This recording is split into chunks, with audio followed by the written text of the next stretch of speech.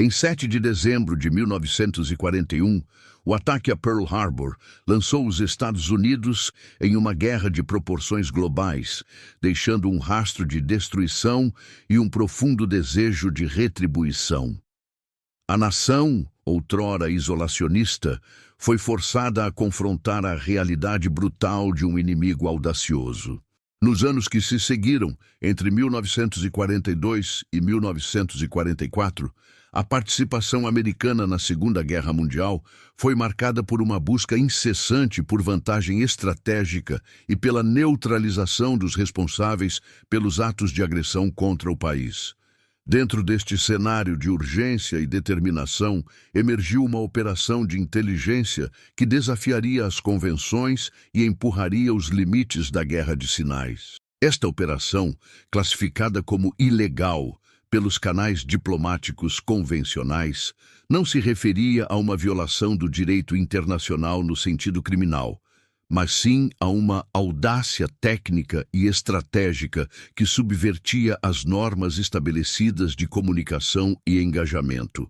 Ela consistia em uma ligação forjada, uma comunicação artificialmente criada e inserida nas redes inimigas, utilizando códigos e canais interceptados para simular autoridade. O objetivo não era apenas obter informações, mas orquestrar uma emboscada decisiva contra um dos principais arquitetos do ataque a Pearl Harbor, uma figura de alto valor estratégico e simbólico para o eixo.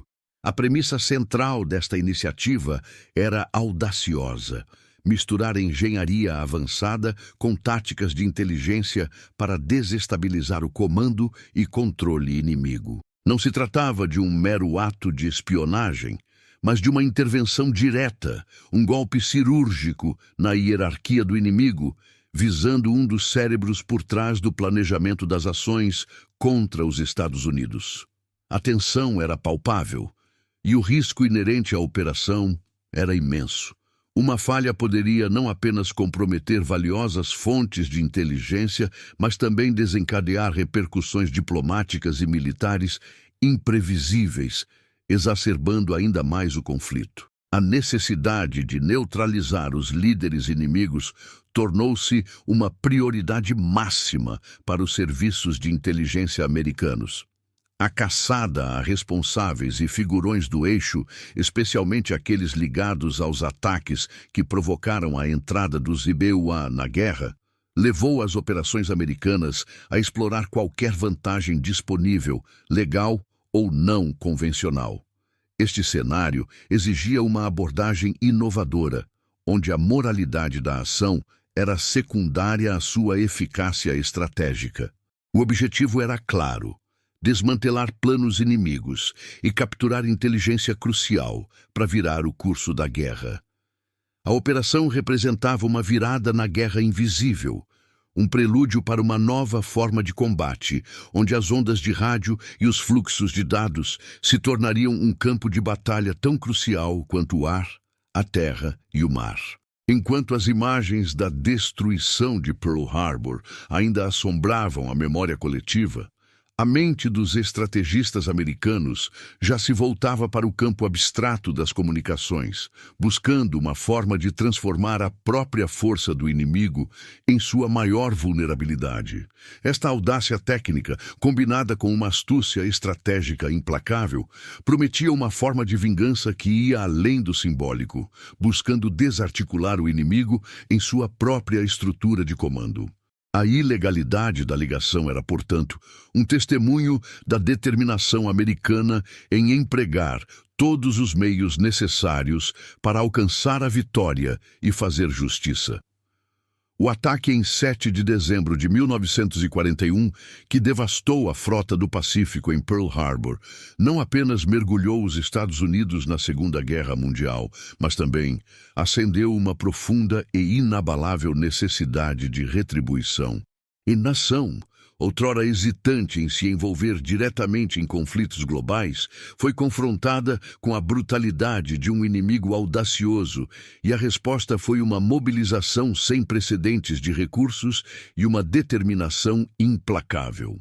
Nos anos que se seguiram imediatamente ao ataque, entre 1942 e 1944, a participação americana no conflito foi caracterizada não apenas por batalhas em larga escala nos teatros de guerra do Pacífico e da Europa, mas também por uma caçada incessante aos responsáveis pelos atos de agressão contra o país. Este período, entre 1942 e 1944, foi marcado por uma reavaliação estratégica profunda. A prioridade não era apenas repelir os avanços do inimigo, mas desmantelar suas capacidades de planejamento e liderança.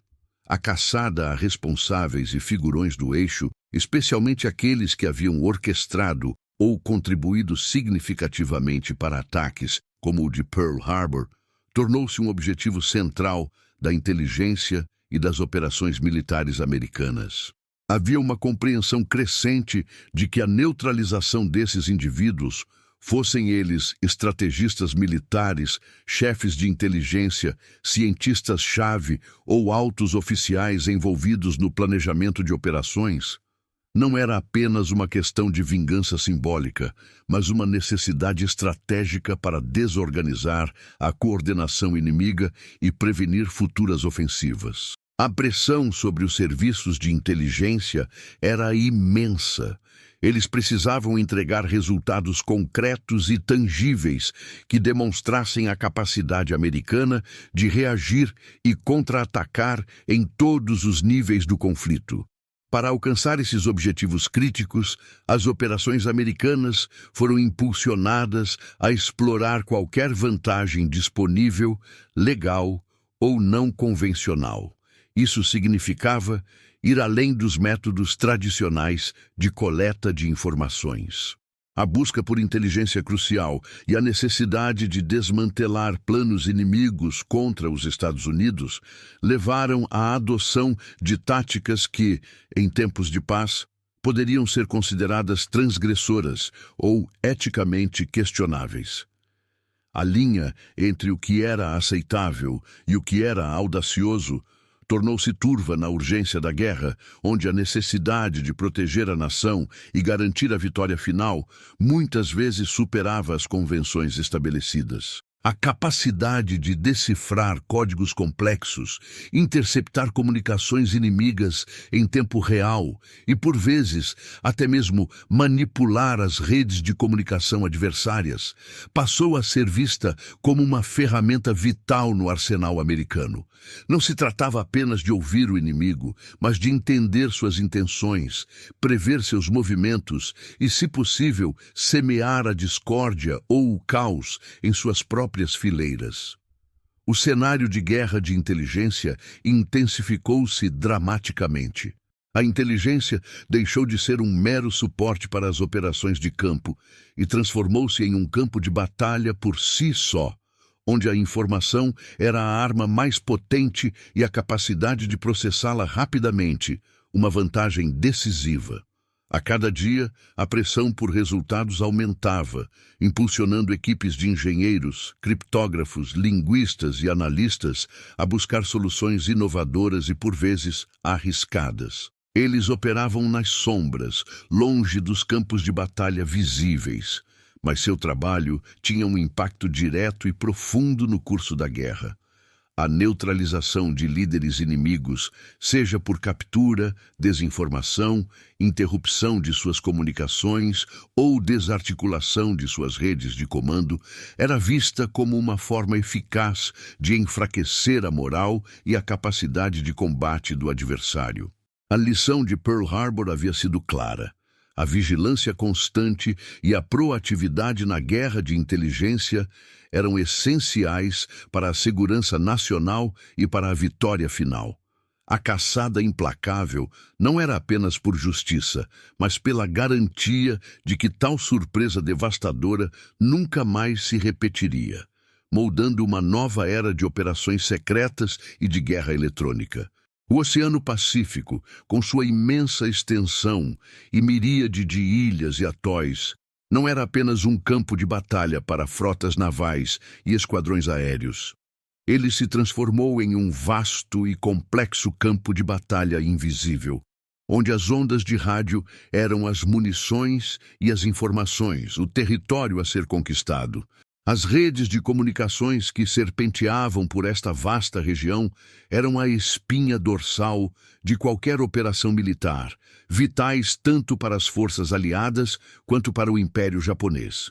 Postos avançados de inteligência, espalhados por ilhas estratégicas e em navios patrulha, operavam 24 horas por dia, monitorando e retransmitindo cada chiado, cada sinal, cada mensagem que cruzava o éter. Para ambos os lados, a capacidade de comunicar-se de forma eficaz e segura era absolutamente crítica. Sem comunicações confiáveis, frotas inteiras poderiam ser aniquiladas por falta de coordenação. Tropas em terra ficariam isoladas sem suprimentos ou apoio, e as informações de inteligência mais valiosas perderiam seu valor pela demora na transmissão. A guerra no Pacífico era, em grande parte, uma guerra de logística e informação, onde a velocidade e a precisão da comunicação podiam determinar o resultado de campanhas inteiras. A coordenação de ataques anfíbios, o movimento de comboios de suprimentos, a direção de interceptações aéreas e a coleta de dados sobre a localização e intenções do inimigo dependiam inteiramente da integridade e do alcance dessas redes. A abordagem japonesa para a comunicação era caracterizada por uma confiança arraigada em cadeias de comando rígidas e hierarquias estritas. Suas comunicações eram projetadas para serem seguras, utilizando sistemas de criptografia complexos e protocolos de transmissão que, em teoria, deveriam ser impenetráveis. A doutrina militar japonesa valorizava a disciplina e a adesão rigorosa a esses procedimentos, o que lhes conferia uma sensação de invulnerabilidade. Acreditava-se que a complexidade de seus códigos, como o JN-25, utilizado pela Marinha Imperial, combinada com a fidelidade aos protocolos de segurança, garantiria que suas intenções e movimentos permanecessem um segredo. Essa rigidez, contudo, acabaria por se revelar uma vulnerabilidade estratégica. Em contraste, a estratégia americana, embora também investisse pesadamente em segurança de comunicações e criptografia, era notavelmente mais adaptável e proativa. Em vez de apenas se concentrar em manter suas próprias comunicações seguras e decifrar as do inimigo, os serviços de inteligência e os engenheiros americanos buscavam ativamente brechas tecnológicas e falhas humanas nas redes adversárias. A engenhosidade americana não se limitava a quebrar códigos. Ela se estendia a identificar e explorar quaisquer pontos fracos na infraestrutura de comunicação do inimigo, desde a engenharia de sinais subjacente até os próprios protocolos operacionais e a conduta dos operadores. Essas brechas podiam se manifestar de diversas formas. Podiam ser vulnerabilidades na tecnologia de transmissão, como a previsibilidade de certas frequências ou o uso de equipamentos com falhas conhecidas. Poderiam ser falhas humanas, como operadores japoneses que, sob pressão, violavam protocolos de segurança ou usavam frases padronizadas de maneira previsível, ou poderiam ser lacunas nos próprios protocolos, permitindo que uma mensagem forjada, se suficientemente crível, pudesse ser inserida e aceita como legítima. A busca por essas falhas era um trabalho meticuloso, que exigia uma compreensão profunda da engenharia de rádio, da linguística, da psicologia operacional e da doutrina militar japonesa. O objetivo final dessa busca por brechas não era apenas a coleta passiva de inteligência, mas a capacidade de virar a própria comunicação inimiga contra seus mestres. A ideia era transformar as redes que o Japão confiava para coordenar suas forças em um vetor para a desinformação, ou, em casos mais audaciosos, para a manipulação direta de suas operações. Era uma forma de guerra psicológica e tática que transcenderia o campo de batalha físico, operando no domínio invisível das ondas de rádio e dos fluxos de dados. A manipulação de comunicações inimigas representava uma escalada na guerra de inteligência, transformando os operadores aliados de meros ouvintes em atores ativos no cenário estratégico do Pacífico. Assim, o vasto e complexo cenário de comunicações no Pacífico tornou-se um laboratório para táticas inovadoras. Enquanto o inimigo confiava na segurança de suas hierarquias rígidas e códigos complexos, os americanos, com uma combinação de engenharia de ponta e audácia estratégica, estavam prestes a demonstrar que a maior força de uma rede de comunicação também poderia ser sua maior fraqueza, se explorada com precisão e inteligência implacável. O imenso desafio de impulsionar a contraofensiva americana no Pacífico exigia mais do que poderio militar bruto. Demandava uma inteligência superior e uma capacidade de inovar que superasse a do inimigo. No centro dessa nova forma de guerra estavam os arquitetos da contraofensiva, uma equipe multifacetada de engenheiros e agentes de inteligência. Estes não eram combatentes de linha de frente, mas operavam em um campo de batalha invisível, onde a mente e a tecnologia eram as armas principais.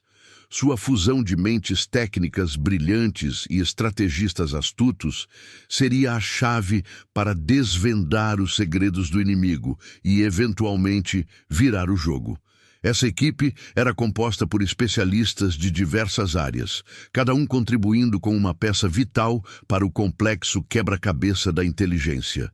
Os engenheiros, em particular os engenheiros de rádio e de sinais, desempenhavam um papel fundamental.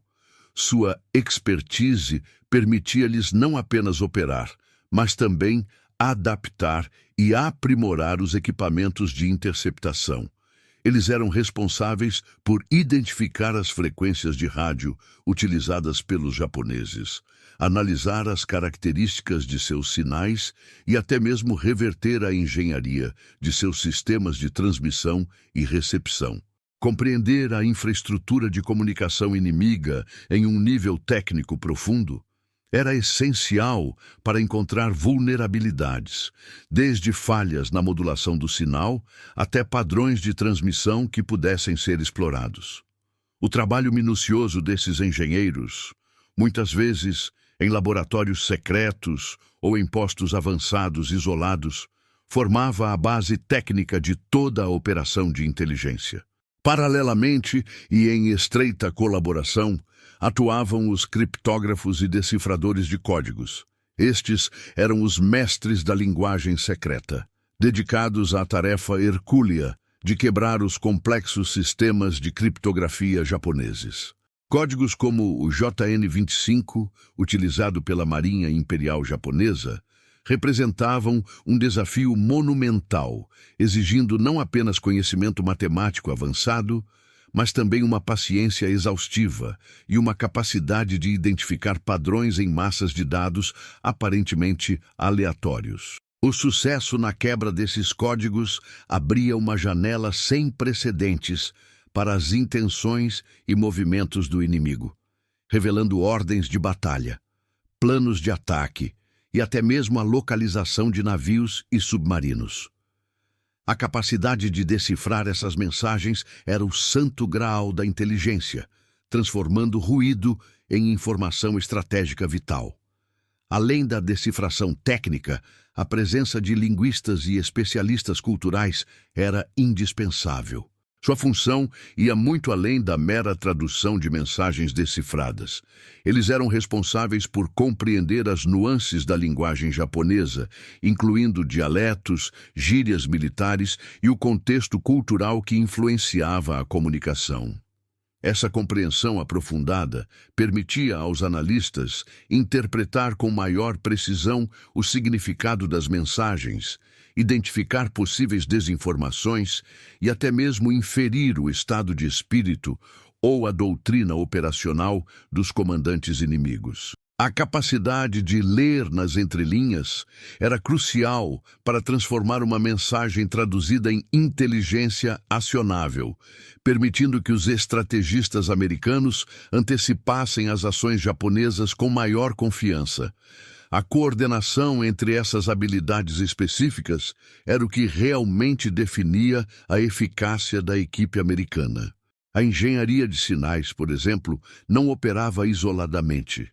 Os engenheiros forneciam aos criptógrafos dados brutos sobre as transmissões inimigas, que podiam conter pistas sobre o funcionamento dos códigos.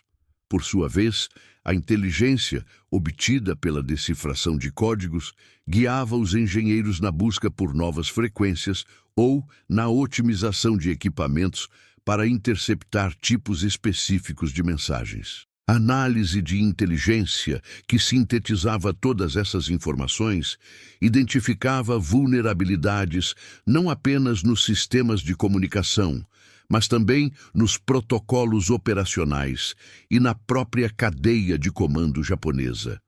Essa colaboração permitiu identificar lacunas na segurança do inimigo, onde a rigidez de suas hierarquias e a confiança em seus códigos poderiam ser exploradas.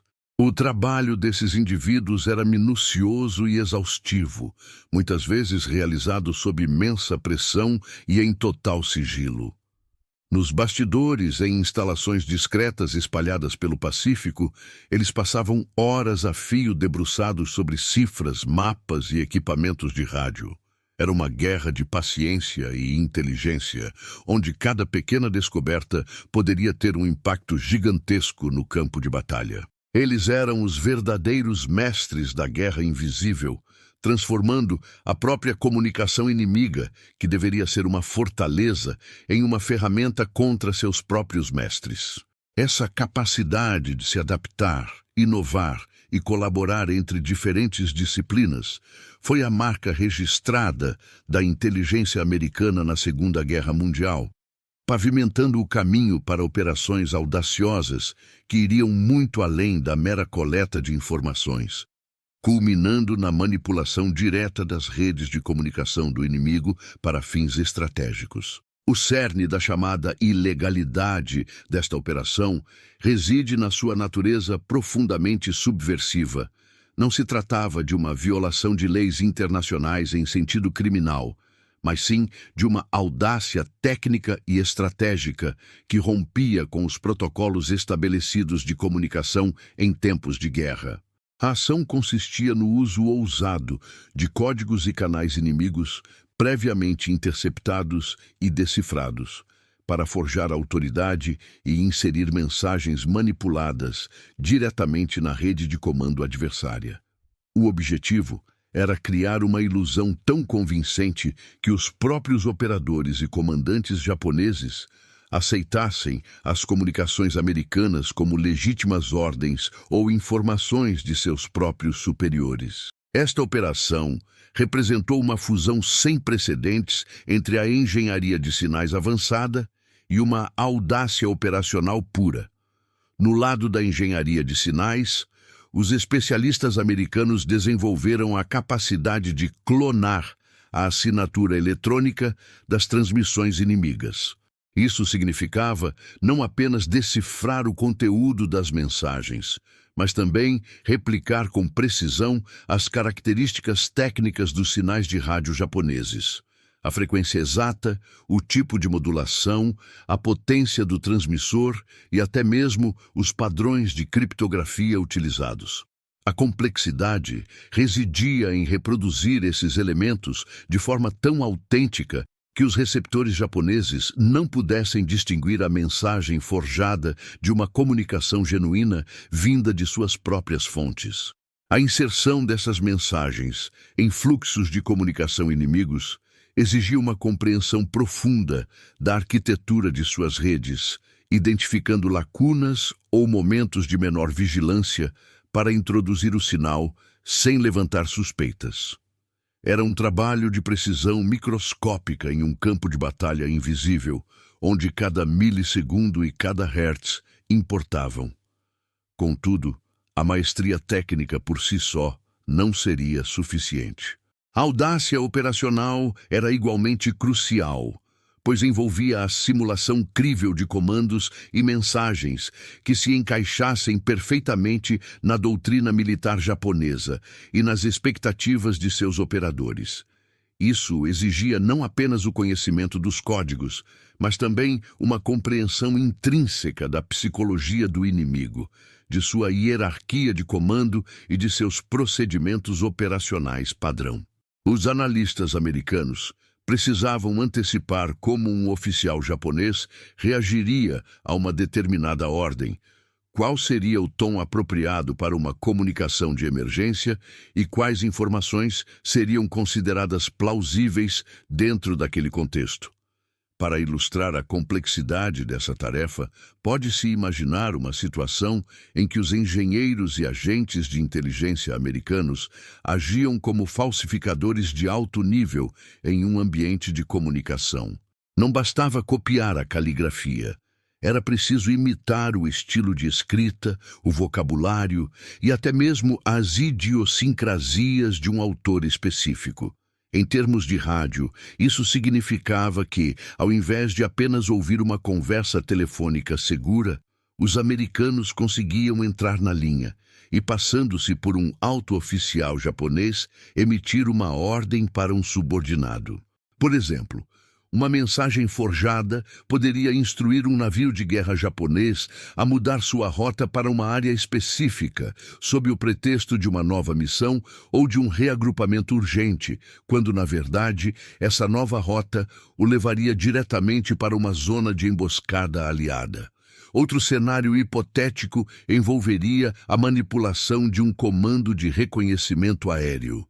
Uma mensagem forjada, com a autoridade de um comando superior, poderia ordenar que uma patrulha de reconhecimento japonesa direcionasse seus voos para uma área de menor interesse estratégico para os americanos, desviando-os de uma área onde preparativos aliados estavam em andamento. A credibilidade da mensagem dependia da precisão dos detalhes, o uso correto de indicativos de chamada, a referência a unidades e oficiais reais e a formulação da ordem de uma maneira que não levantasse suspeitas imediatas. Qualquer erro na linguagem, no protocolo ou na timing da transmissão poderia expor a farsa, comprometendo a operação e alertando o inimigo sobre a vulnerabilidade de suas comunicações. Essa fusão de engenharia de sinais e audácia operacional era o que tornava a ilegalidade tão potente. Não se tratava de uma mera interrupção ou sabotagem aleatória, mas de uma manipulação cirúrgica, cuidadosamente planejada para explorar a confiança do inimigo em suas próprias redes. Ao se passarem por oficiais inimigos em sua própria rede de comunicação, os americanos estavam, na prática, virando as ferramentas de comando e controle japonesas contra eles mesmos. A manipulação de suas expectativas e protocolos era uma forma avançada de guerra psicológica que transformava a própria infraestrutura de comunicação do Japão em um instrumento de sua própria desarticulação, preparando o terreno para a emboscada que se seguiria e que visava um dos principais arquitetos do ataque a Pearl Harbor. A culminação de meses de planejamento meticuloso e engenharia de sinais avançada se aproximava. A operação, que até então havia existido apenas em diagramas e simulações, estava prestes a se materializar no éter do Pacífico. Nos postos avançados de inteligência aliados, a atmosfera era de uma tensão controlada, quase palpável. Em uma sala de rádio em particular, isolada e com iluminação reduzida, a equipe de engenheiros e operadores americanos preparava-se para um momento decisivo. O ar estava pesado com o zumbido constante dos equipamentos eletrônicos, rádios de alta frequência, decodificadores, osciloscópios e gravadores de fita, todos calibrados com precisão para a tarefa iminente. Cada cabo, cada dial, cada luz indicadora era verificada uma última vez. O momento exato para a execução da emboscada foi escolhido com base em padrões de comunicação inimigos previamente identificados. Os analistas de tráfego haviam notado um período de menor vigilância ou um protocolo específico que poderia ser explorado para a inserção da mensagem forjada. Quando o relógio marcava a hora definida, um comando silencioso foi transmitido entre os membros da equipe. Os operadores, com fones de ouvido firmemente ajustados, concentravam-se nos painéis à sua frente, seus olhos fixos nos indicadores de sinal e nas ondas que dançavam nas telas dos osciloscópios. O silêncio na sala era quebrado apenas pelo chiado sutil das linhas de rádio. Um som constante que naquele momento parecia amplificado pela ansiedade. Era o som do vasto oceano, preenchido por incontáveis transmissões, e entre elas a que eles pretendiam manipular. O processo de inserção da comunicação ilegal começou. Um engenheiro de sinais, com movimentos deliberados, ajustou os parâmetros de um transmissor modificado. A tarefa era replicar a assinatura eletrônica de uma estação de rádio japonesa de forma tão exata que, para qualquer receptor inimigo, a origem da mensagem seria indistinguível de uma fonte legítima. A frequência foi sintonizada com precisão nanométricas, a modulação ajustada para corresponder aos padrões inimigos e a potência de transmissão cuidadosamente calibrada para alcançar o alvo sem levantar alarmes. A cada ajuste, os operadores monitoravam os resultados, confirmando que a camuflagem eletrônica estava perfeita. Era uma orquestração técnica de alta complexidade, onde a menor anomalia poderia denunciar a farsa. Enquanto a parte técnica era executada, um operador de rádio, um linguista fluente em japonês e treinado nos protocolos militares do inimigo, preparava-se para transmitir a mensagem. Suas ordens não eram meramente traduzidas. Eram cuidadosamente formuladas para se encaixarem na doutrina e na linguagem militar japonesa, utilizando jargões, indicativos de chamada e estruturas de frase que seriam esperadas de um comando superior. Ele sussurrava as palavras no microfone, sua voz mantida em um tom neutro e autoritário, mas com uma intensidade contida que revelava a gravidade da situação. Cada sílaba era pronunciada com precisão, a fim de simular a autenticidade e a urgência de uma ordem genuína. As ordens codificadas que ele enviava não eram apenas uma sequência de sons, eram uma ponte cuidadosamente construída para a mente do inimigo, projetada para explorar suas expectativas e sua confiança em suas próprias cadeias de comando. A tensão na sala era palpável. As testas dos operadores brilhavam sob a luz fraca, e seus movimentos eram mínimos, quase robóticos, em sua concentração. Ninguém falava alto. Qualquer comunicação entre a equipe era feita por gestos rápidos ou sussurros ainda mais baixos, para não interferir com a transmissão ou com o foco do operador principal. Eles sabiam que estavam em um ponto de não retorno. A mensagem forjada estava agora no éter, viajando pelas redes de comunicação japonesas, direcionada ao arquiteto de Pearl Harbor ou a um de seus subordinados diretos, projetada para induzi-lo a uma ação específica, uma rota, um encontro, uma decisão, que o levaria diretamente para a armadilha. O tempo parecia desacelerar, enquanto a equipe esperava por uma resposta, ou pela ausência dela. O chiado das linhas de rádio persistia, mas agora, a cada segundo que passava, ele parecia carregar um peso maior. Havia a possibilidade de que a farsa fosse descoberta, que a mensagem fosse ignorada, ou que uma contra-reação fosse iniciada. No entanto, o que se seguiu não foi uma resposta frenética ou um alarme. Em vez disso, após o período de tempo calculado para a recepção e processamento da mensagem pelo lado inimigo, um silêncio tenso se instalou no canal monitorado. Não era um silêncio absoluto, pois o éter continuava vibrando com outras transmissões, mas era o silêncio esperado do lado inimigo, a ausência de qualquer tráfego que pudesse indicar uma suspeita ou uma refutação da ordem forjada. Esse silêncio, a ausência de uma reação imediata que delatasse a farsa, foi o primeiro e mais crucial sinal de que a armadilha havia se fechado. Significava que a mensagem havia sido recebida e, mais importante, aceita como legítima. O impacto inicial havia sido alcançado. A audácia técnica e a astúcia operacional haviam funcionado, pelo menos na fase de inserção. A equipe de inteligência sabia que o verdadeiro sucesso da operação seria medido pelas consequências que se desdobrariam nas horas e dias seguintes.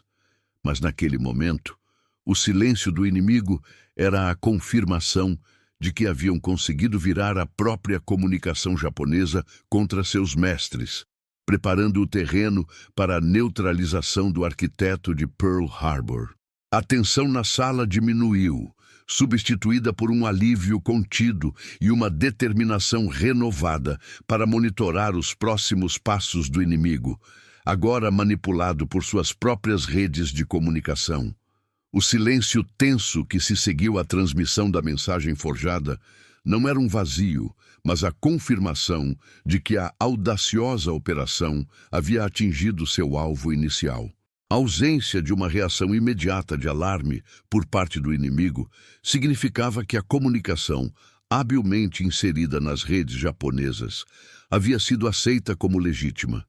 Este foi o primeiro passo para desencadear uma série de eventos que teriam um impacto profundo na guerra de inteligência e na capacidade operacional do Império Japonês no Pacífico. As consequências da emboscada silenciosa começaram a se manifestar nas horas e dias seguintes, revelando a fragilidade das comunicações inimigas e a eficácia da estratégia americana. Os números de impacto desta operação foram significativos e diretamente quantificáveis. A manobra resultou na neutralização ou captura de redes cruciais diretamente associadas ao mentor do ataque a Pearl Harbor. Embora o nome específico do arquiteto não possa ser detalhado publicamente, devido à natureza de operações de inteligência, o impacto em sua esfera de influência foi devastador. A emboscada não se limitou a um único indivíduo. Ela desmantelou uma teia de cúmplices e colaboradores, que eram essenciais para a coordenação de planos e a execução de ordens estratégicas. Esta desarticulação reduziu em dezenas a capacidade de coordenação remanescente em teatros específicos do Pacífico. Isso se traduziu na interrupção de aproximadamente 20 a 30 operações de planejamento ou comunicação importantes, que dependiam diretamente da rede manipulada. A perda de pessoal-chave, a confusão gerada pela desinformação e a consequente quebra de confiança dentro das cadeias de comando japonesas tiveram um efeito cascata, atrasando ou cancelando missões críticas, comprometendo a logística e, em alguns casos, expondo unidades inimigas a ataques aliados. As consequências estratégicas da operação foram muito além de uma vingança simbólica pelo ataque a Pearl Harbor. A ação desarticulou cúmplices importantes que ocupavam posições de comando e influência em diversas áreas, desde a inteligência militar japonesa até o planejamento de operações navais e aéreas. A remoção desses indivíduos ou a quebra de suas redes de comunicação criou um vácuo de liderança e uma lacuna de informações que o inimigo não conseguiu preencher rapidamente. A interrupção de fluxos de inteligência e a desorganização de comandos tiveram um efeito direto na capacidade japonesa de reagir a movimentos aliados e de planejar novas ofensivas com a mesma eficácia de antes. A operação serviu como uma lição crítica e incontestável sobre a fragilidade das comunicações inimigas. A rigidez das cadeias de comando japonesas, embora projetada para ser uma força, tornou-se uma vulnerabilidade. A confiança excessiva em protocolos de segurança e na complexidade de seus códigos, como o JN-25, foi explorada pela engenhosidade americana. A capacidade americana de explorar essas falhas não se limitou à decifração de códigos. Ela se estendeu à manipulação ativa de seus próprios canais de comunicação. As vulnerabilidades eram multifacetadas. Falhas técnicas na arquitetura de suas redes que permitiram a inserção de sinais forjados, falhas procedurais nos protocolos de verificação de autenticidade que não foram robustos o suficiente para detectar a farsa, e, crucialmente, falhas humanas, onde a confiança dos operadores e comandantes japoneses em seus sistemas foi virada contra eles. A lição foi clara. Mesmo as redes de comunicação mais seguras são suscetíveis se a engenharia e a psicologia do inimigo forem compreendidas e exploradas com precisão.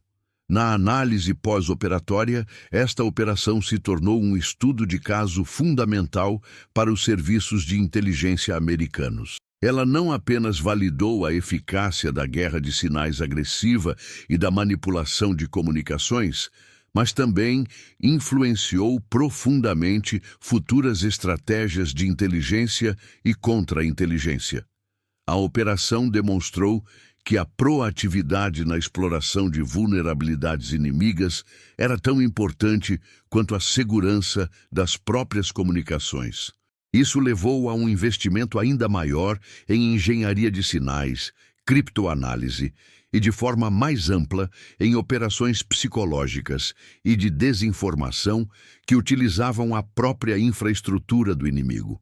A experiência sublinhou a necessidade de uma abordagem integrada, onde a decifração de códigos, a análise de tráfego, a engenharia reversa de sistemas de comunicação e a compreensão da psicologia do adversário convergissem para criar uma vantagem estratégica.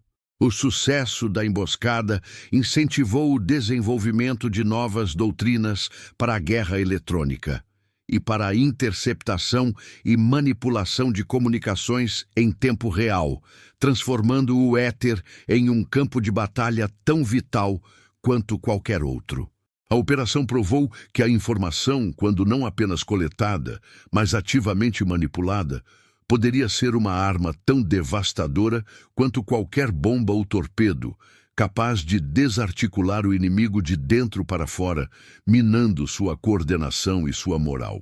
A fragilidade demonstrada pelas comunicações japonesas, explorada pela audácia americana, redefiniu os limites da guerra invisível e estabeleceu um precedente para as operações de inteligência que moldariam o restante da Segunda Guerra Mundial e as décadas seguintes.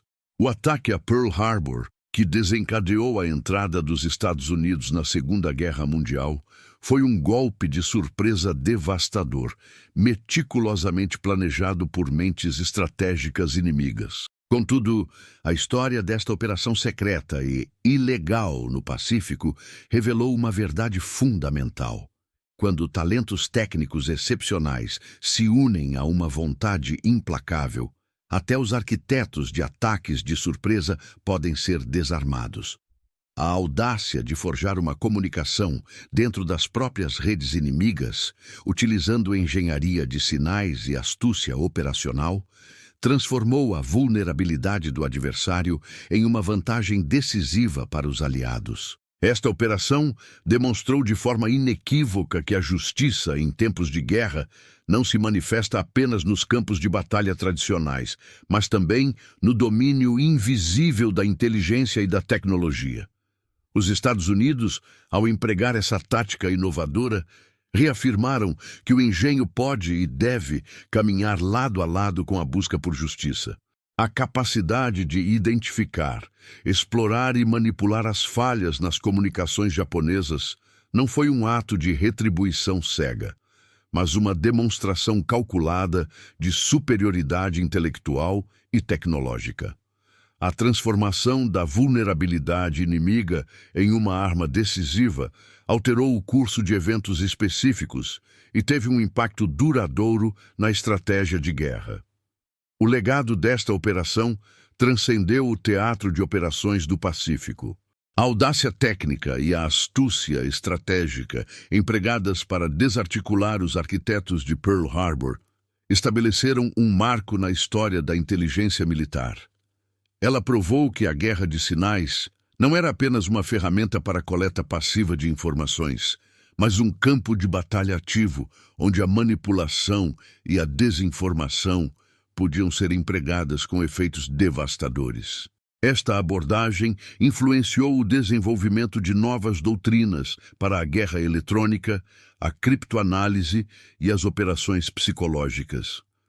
A lição aprendida foi que a segurança das comunicações é tão forte quanto seu elo mais fraco, e que a engenhosidade humana pode encontrar e explorar essas fraquezas. O sucesso desta operação incentivou investimentos significativos em pesquisa e desenvolvimento de tecnologias de interceptação e manipulação de sinais, moldando as estratégias de inteligência para o restante da Segunda Guerra Mundial e para os conflitos futuros. A capacidade de operar nas sombras, desarmando o inimigo de dentro para fora, tornou-se uma parte integrante do arsenal de inteligência americano. Assim, a operação para neutralizar o arquiteto de Pearl Harbor não foi apenas um ato de vingança, mas uma demonstração de que a combinação de ciência, tecnologia e uma determinação inabalável pode desarmar até os planos mais bem guardados. Ela eternizou a ideia de que, mesmo contra um inimigo que confiava em hierarquias rígidas e códigos complexos, a capacidade de inovar e de explorar as falhas humanas e tecnológicas pode virar a maré da guerra, garantindo que a engenhosidade e a vontade prevaleçam. A história dessa emboscada silenciosa é um testemunho da vitória da inteligência e da determinação. Um lembrete de que a segurança nacional é forjada não apenas com força bruta, mas também com a astúcia e o intelecto daqueles que operam nos bastidores.